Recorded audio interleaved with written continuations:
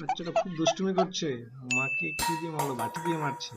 তুই এ খুব বাবা, দুষ্টুমি করছিস এবারে তো আজকে। মারবেই। লাঠি নিয়ে আসছি, তোকে মারবো, দাঁড়া। এ, আজকে তোকে কেউ মারবে বাঁচাতে এবারে। পারবে না। চলো পালাই। আরে বাবা পালাচ্ছে। পালাও পালাও পালাও, নাহলে তো মারবে, খুব মারবে। এই কি মারছে ব্যাপার, কেন? বৌদি ওকে মারছে কেন? আচ্ছা আচ্ছা, কাকু বাঁচিয়ে দিবে এবারে।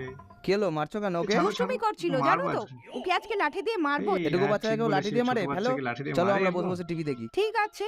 হ্যাঁ, টিভি দেখা যাক। আচ্ছা আমরা টিভি দেখি। চলো টিভি দেখি আমরা।